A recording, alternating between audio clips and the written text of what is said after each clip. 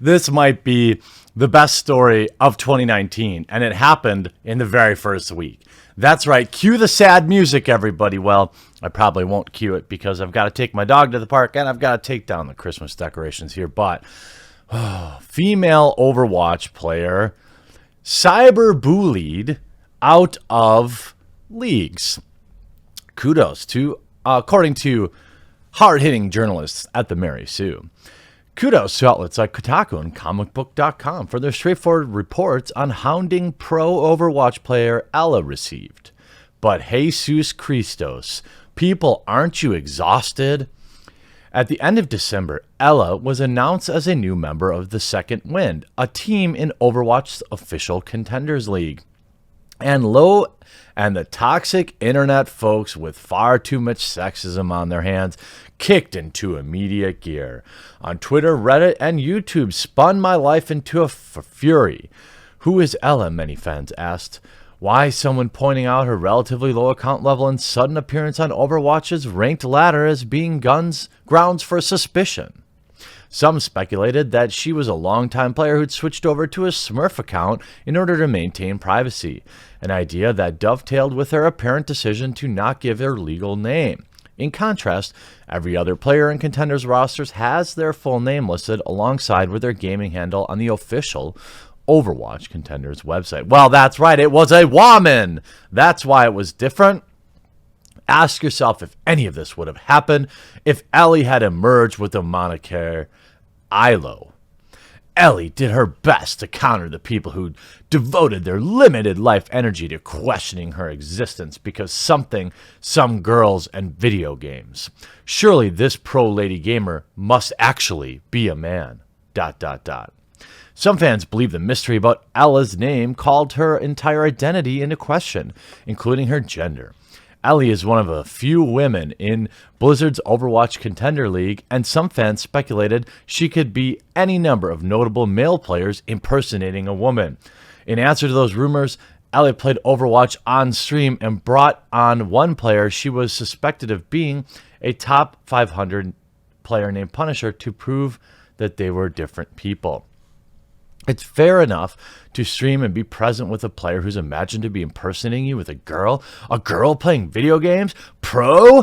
When I get thinking about my mind on Reddit, I'm not myself a pro, a female? Ella's efforts weren't enough, of course. They're never enough. A handful of other Overwatch pros even got involved, with Atlanta Reign player Daniel Francisca speculating during a stream that someone is playing on the account and Ella is talking right beside them. Well, here's the thing. Eventually, Ella did what all the harassment and hounding was designed to have her do. She left Second Wind. Oh no! Oh no! Oh wait, she was actually a dude all along. Oh my god, I can't even believe it. Overwatch team discovers female player was an imposter amid claims it was all a social experiment. Oh, Nathan Grayson. Let's hear what Nathan Grayson's... He was probably the most disappointed because he was probably trying to look to hook up with this girl so he could advance her career. Overwatch team says player question about identity was imposter after all. By the way, they did, I believe, change this article, if I'm correct. The title of this yesterday seemed to be... Oh, here we go. Overwatch pro quits after harassment over whether she was really playing. Update. Since the publication of this story, new signs have emerged that Ella may have not been who people thought she was. Earlier today, Aspen, an Overwatch streamer for esports organization Cloud9, claimed that the top 500 player Punisher, a friend, was Ella after all.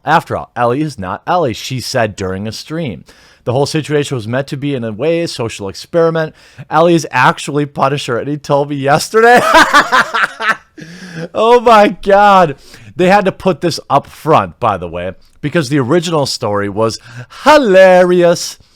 Toward the end of the month, Second Wind, a team competing in Overwatch's league's official minor league, contenders made a new roster addition that had few fans have heard before.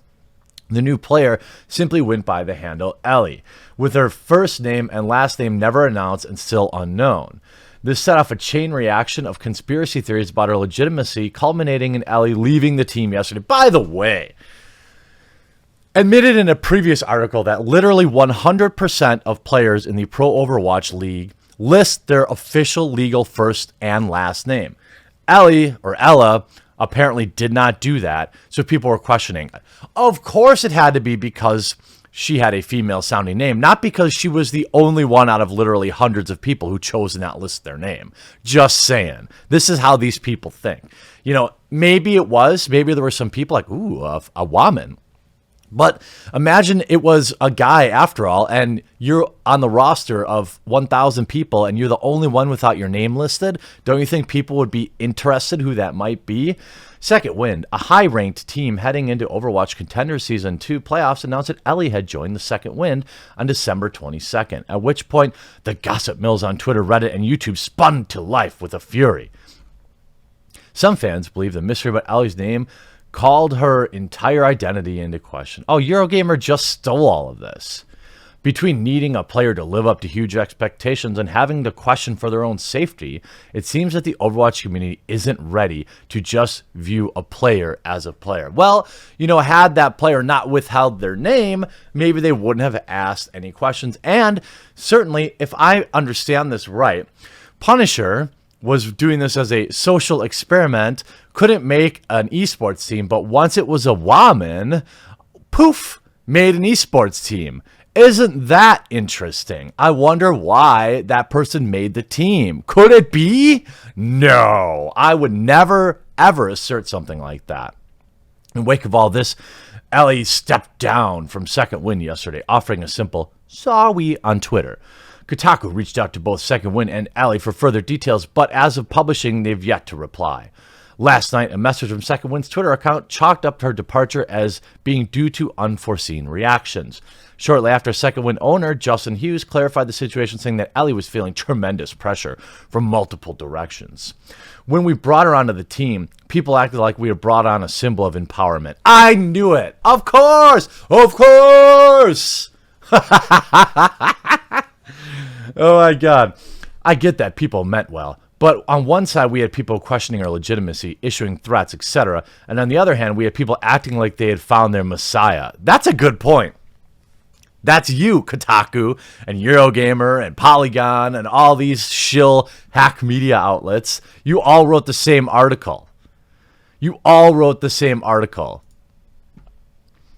Overwatch team says player question about identity was an imposter. Oh, crack journalism, Nathan Grayson.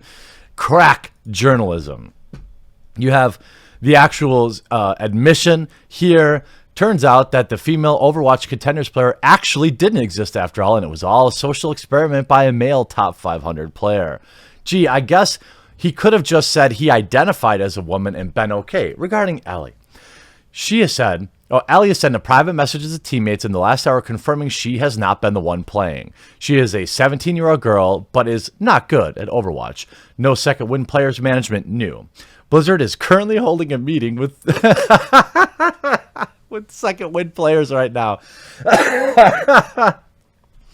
Punisher, the player assumed to have played as Ella, is just another NA ladder player. Oh, nobody of importance. Not a pro, smurf, or semi-pro. It's also possible more than one player played under her name. Correction. The hour between Blizzard and Second Wind has not yet occurred. Oh, the meeting will happen in the next hour. I've received screenshots of Punisher in private messages conversation with a woman player, Katsui, who is not aware of the incident until recently. Punisher, seen in the Battle.net conversation, uses Ellie as his e-girl smurf to grief Overwatch League and other top players. Katsui tells me over the phone that Punisher also proposed to her a similar social experiment as his playthrough with Ellie. She says that he had apparently asked several women in the Overwatch community the same. And by social experiment, I mean to be a conniving asshole. There's more. Oh, well, you gotta love that all these journos couldn't wait. It's absolutely unacceptable for players of this community to bully and harass or dox players for their gender, she said on Twitter. It shows why there's so few women in the sport. And the ones that are there aren't even real. Oh my God.